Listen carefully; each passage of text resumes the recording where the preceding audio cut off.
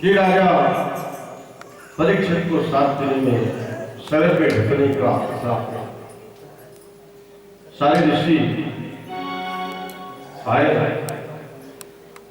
राजा हमें क्या सुन रहे हैं? आज के 7 दिन आपको तक्षक सर ढकिएगा, आपकी मृत्यु हो जाएगी। राजा ने कहा नहीं, मुझे कोई श्राप नहीं लगा, मुझे तो वरदान मिला है भगवान कि गिरजा संत समागम समालाभ कछुआ। यदि वो ऋषि कुमार मुझे श्राप नहीं देता तो आप जैसे संत दर्शन देने चले आते, और ऐसा श्राप तो मुझे बहुत पहले मिल जाना चाहिए। मैं तो इसे वरदान मानता हूं, श्राप कैसे कहूं? अब आप विचार कीजिए, तकरीबन हजारों संत परीक्षित की सभा में, क्योंकि किसी व्यक्ति सज्जन व्यक्ति को दंड मिलता है तो दुनिया दुखी होती है, और परीक्षित तो परम कृपालु है, संतों के हित चिंतक है, धर्म प्रजा के रक्षक है।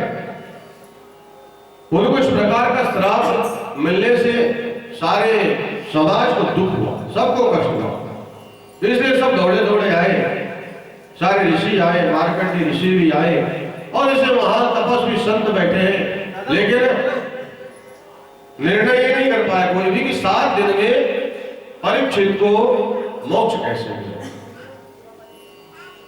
राजा परीक्षित ने कहा कि मैं व्यर्थ की बातों में आप संतों का समय नष्ट नहीं करना चाहता, इसलिए केवल इतना बताइए कि 7 दिन में मरने वाले व्यक्ति की मुक्ति का उपाय क्या है?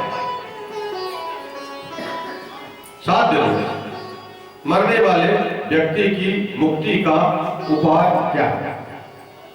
निर्णय कोई नहीं कर पाया, कोई नहीं निर्णय कर पाया, न दुर्वासा ऋषि, न व्यास जी, सारे ऋषि कोई भी निर्णय नहीं कर पाया कि 7 दिन में मुक्ति कैसे है। लेकिन कृष्ण के परम लाडले, व्यास के परम वंदनीय पुत्र 16 वर्षीय आदरणीय सुखदेव जी महाराज, जो कृष्ण की समाधि में बैठे हैं, व्यास से भागवत पढ़ने के बाद वन में चले गए, तुरंत सुखदेव की समाधि टूटी, और सुखदेव का मन कहता कि चलो परीक्षित के पास, चलो परीक्षित के पास। सुखदेव जी महाराज चले, लंबे हो जाए, 16 वर्ष की उम्र, सुंदर नीलमणि जैसे चमकता चेहरा, 16 वर्ष का सुखदेव राजा परीक्षित की सभा में आए। तो परीक्षित की सभा में सुखदेव के पिताजी, सारे ऋषि जो लंबी लंबी बड़ी बड़ी उम्र के संत थे, वो सब सुखदेव जी महाराज को देखकर खड़े हो गए, कहने लगे बोले सुखदेव जी महाराज सुखदेव जी परीक्षित से बोले कि समझो तुम्हें मुक्ति मिल गई। राजा परीक्षित के हर्ष की सीमा नहीं हुई। सुखदेव के चरणों में गिरे। ऐसा तपस्वी संत मेरी सभा में आया। राजा परीक्षित ने हाथ जोड़कर कहा कि मेरा बहुत बड़ा अहोभाग्य है, मैं किन शब्दों में अपने भाग्य की सराहना करूं, मेरे पास शब्द नहीं है। और आज अतिथि के रूप में स्वयं भगवान सुखदेव पर है। इसलिए राजा परीक्षित ने पूजन किया। तुरंत उनसे प्रश्न किया। परीक्षित ने कहा मुझे परम आनंद मिला आपका पदार्पण होने से। मैं आपसे एक ही प्रश्न करना चाहता हूं कि जल्दी मरने वाले व्यक्ति की मुक्ति का उपाय क्या है? कितना छोटा प्रश्न। जल्दी मरने वाले व्यक्ति को क्या करना चाहिए, बस यही प्रश्न होता है। अब परीक्षित चाहते तो ये भी कह सकते थे कि मेरी मृत्यु को टाल दीजिए, सुखदेव जी टाल देते, लेकिन ऐसा नहीं पूछा। परीक्षित ने एक ही संक्षिप्त प्रश्न पूछा कि जल्दी मरने वाले को क्या करना चाहिए। सुखदेव मुनि इस बात को सुनकर बहुत गदगद हो गए। बोले जल्दी मरने वाले को क्या करना चाहिए? ये जो तुमने प्रश्न पूछा है ये सारे समाज सारे संसार के लिए पूछा है। और जल्दी मरने वाले को तो परीक्षित एक ही काम करना चाहिए कि श्वास श्वास पर कृष्ण भज वृथा श्वास श्वास होय और न जाने या श्वास को आवर होए। जो श्वास निकल गया वो लौट कर आएगा कि नहीं इसकी भी गारंटी नहीं है। इसलिए प्रत्येक परिस्थिति में चलते फिरते उठते बैठते खाते पीते हर स्थिति में गोविंद को याद कर से कर्म करो मिली नाला मन राखो जहां कृपा है। मन को गोविंद के चरणों में बांध लो। यह मन ही तो बंधन है और मन ही तो मुक्ति का कारण होता है। राजा ने कहा मन तो बड़ा चंचल है। मैं मंदिर गया, आपने कहा ठाकुर जी फूल चढ़ाओ, मैंने चढ़ा दिया। आपने कहा वस्त्र चढ़ाओ, चढ़ा दिया। आपने कहा मन को चढ़ाओ, तो मन को चढ़ा नहीं सकता क्योंकि मन तो मेरे वश में ही नहीं है। और अर्जुन ने यही कथा गीता में कृष्ण से कही थी कि ये मन बड़ा चंचल है। अब देखो आप यहां बैठे हो भागवत में, पर घर किया, व्यापार किया, ये मन बहुत चंचल है, ये गड़बड़ कर देता है और ये मन बस में होता नहीं। इतनी तेज गति से चलने वाला दुनिया में दूसरी और कोई चीज नहीं है सिवा मन के। परीक्षित कहते हैं मन को गोविंद के चरणों में कैसे लगाओ? आचार्य सुखदेव कहते राजन मन को वश में करना है तो चार बातों को ध्यान रखो। जिता सनो जीत श्वासो जीत संगो जितेंद्रिय। मन को जीतना है तो पहले आसन को जीतो। जिता आसन जिसका मतलब है एक आसन पर बहुत देर तक बैठना।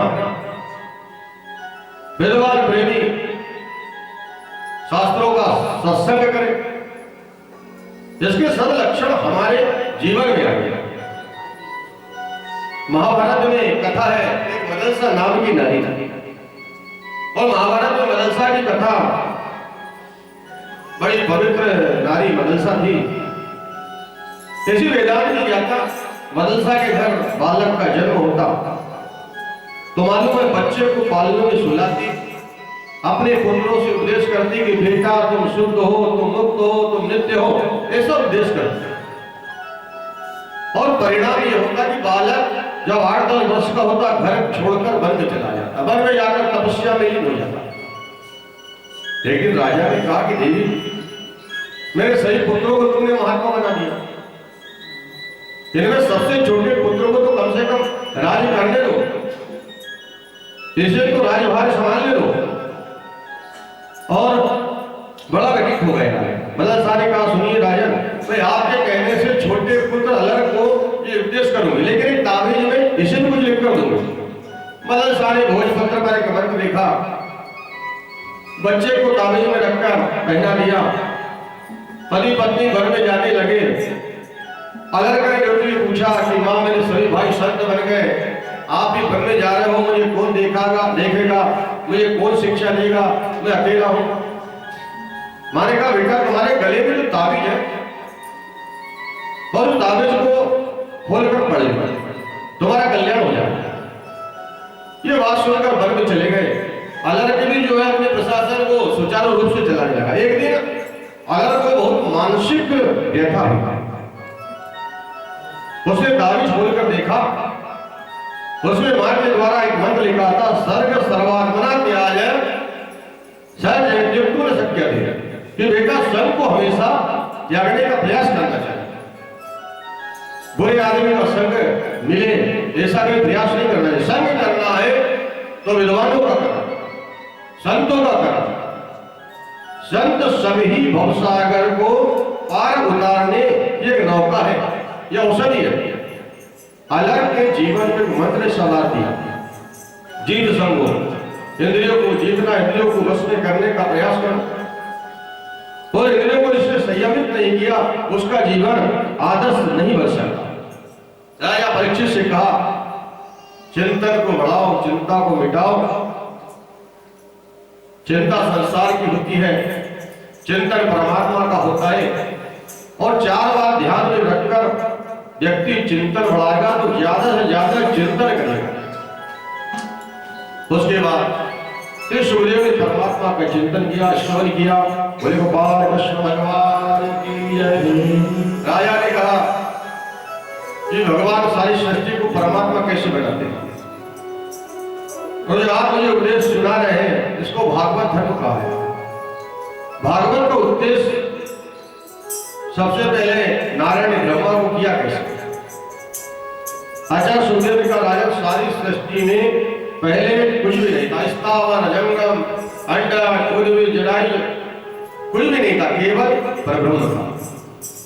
एक बार ब्रह्म के मन में विचार आया कि मैं एक से अनेक हो जाऊं, तो देखो पहले उस परब्रह्म ने जल का निर्माण किया।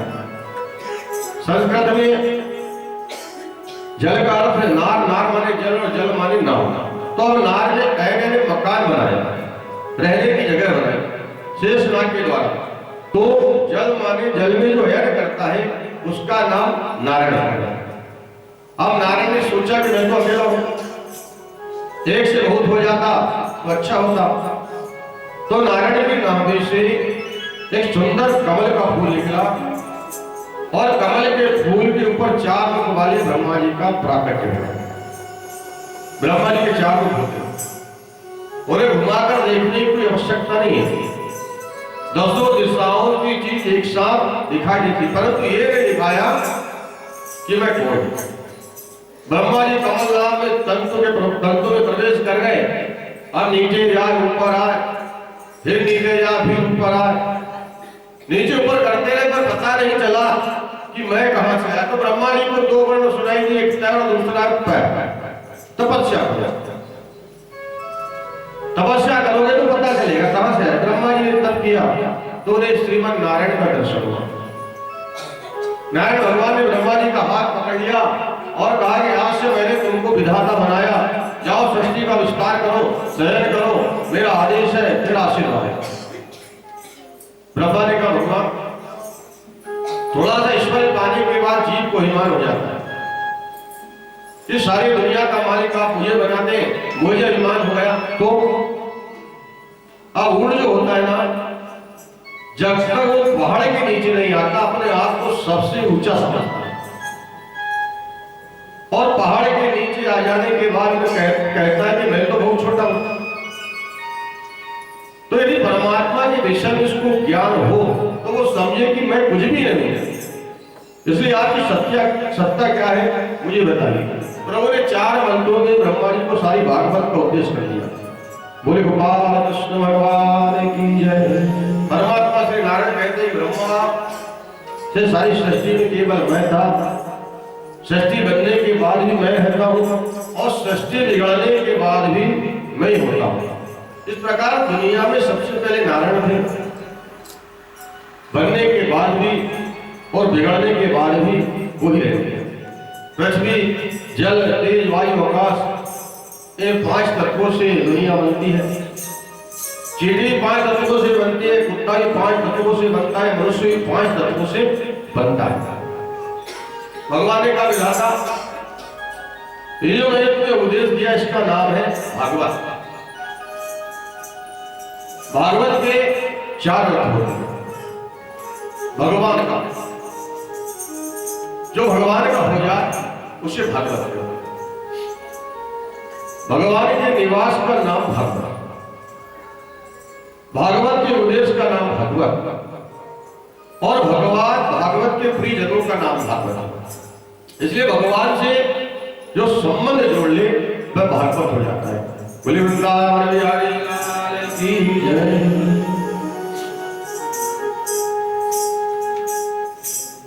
जिल गोपाल कृष्ण भगवान की जय।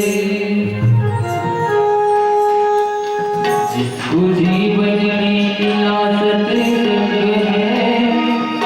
उसको हर घड़ी आनंद ही आनंद है। जिसको जीवन में आदत है उसको हर घड़ी आनंद ही आनंद है। जिसको उसको हर घड़ी आनंद ही आनंद है।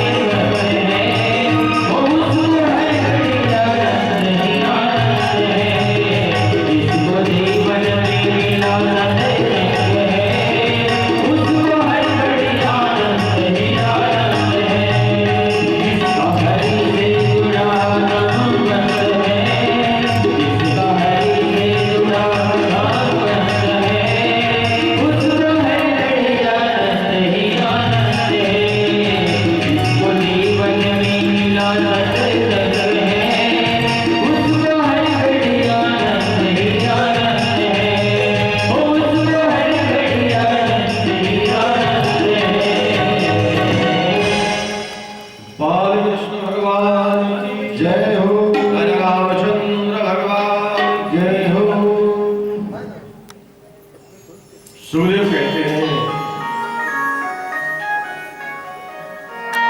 एक बार बताओ परीक्षित, भगवान जल्दी किसको मिलते हैं? राजा बोले भगवान उसी को मिलते होंगे जो दिन में 5 बार स्नान करता है।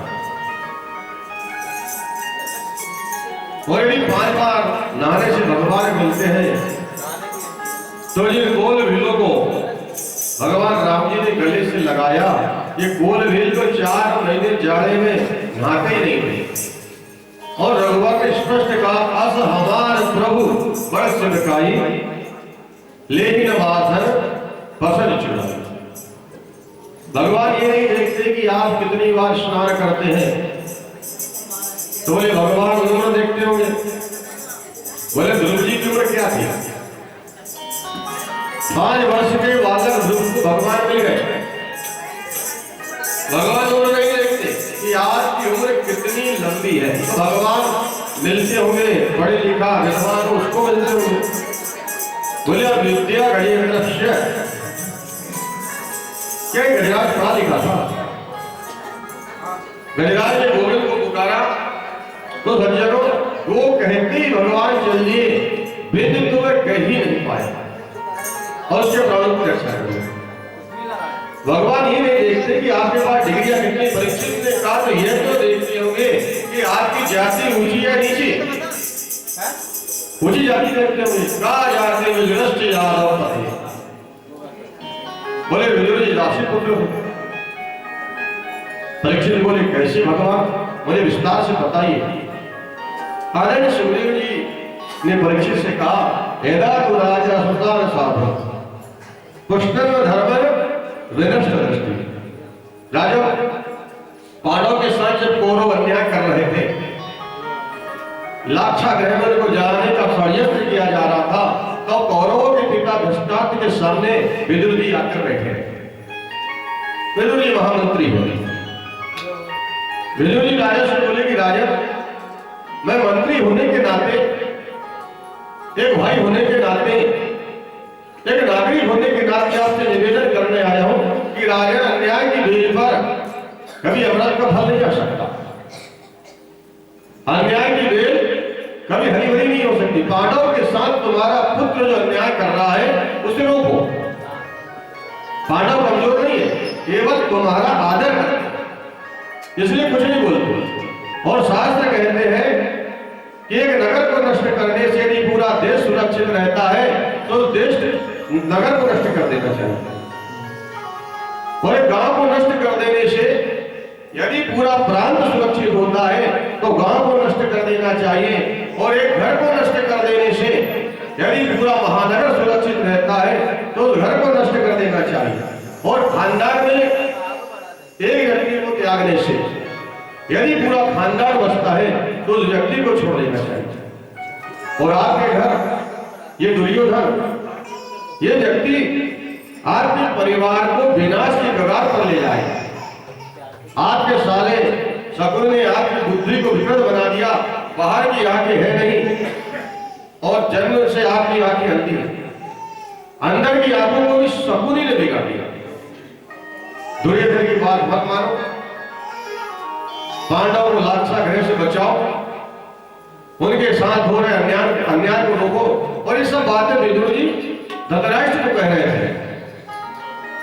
दुर्योधन ने महल में प्रवेश किया, जो राशि पुत्र मेरी कृपा से तुम्हें मंत्री पद मिला और मेरे ही विरुद्ध भर रहे हो, निकल जाओ यहाँ से। आज के बाद यदि प्रवेश किया तो अच्छा नहीं होगा।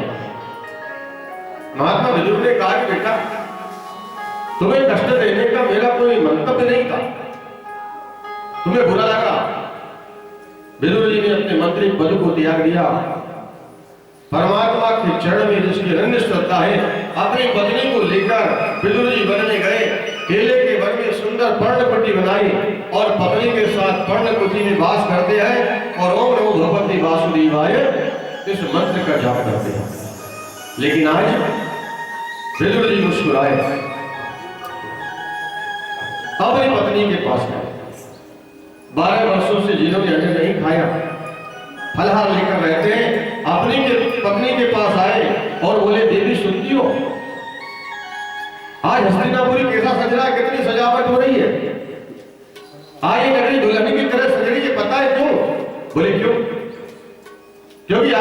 द्वारकाधीश की रथ यात्रा आने वाली है। मेरे द्वारकाधीश द्वारकेश की कृष्ण आज रथ यात्रा में आ रहा है। शांति दूध भरकर बिलगानी गदगद हो गई, कहने लगे तो आनंद की बात है, हमारे नगर में आज द्वारकाधीश आ रहे हैं और आजकल मंत्री पद तो है नहीं। बोले भीड़ में कृष्ण का दर्शन कैसे करेंगे? बोले भीड़ में हम लोग कैसे देखेंगे कन्हैया को? महात्मा विदुर ने गदगद होकर बोला, देवी मन को छोटा मत करो।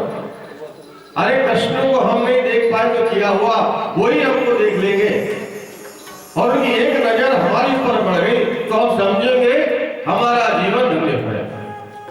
दुर्योधन ने श्री कृष्ण के आगमन की खुशी में कपटपूर्ण व्यक्ति का परिचय देने की सजावट कराई। जगह जगह पूर्ण द्वार बंधे हैं। अपने महलों के अटारियों पर नार नारियों को बिठा दिया फूलों की वर्षा करने के लिए।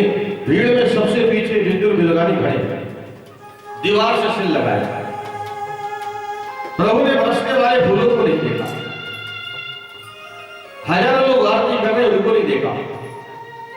भगवान तो अपने रथ में बैठे चारों ओर नजर डालकर देख रहे हैं, और जैसे विदुर जी के ऊपर भगवान की नजर गई, सज्जनों ऐसा सुंदर स्वरूप भक्त भगवान का दोनों की आंखें लग गई।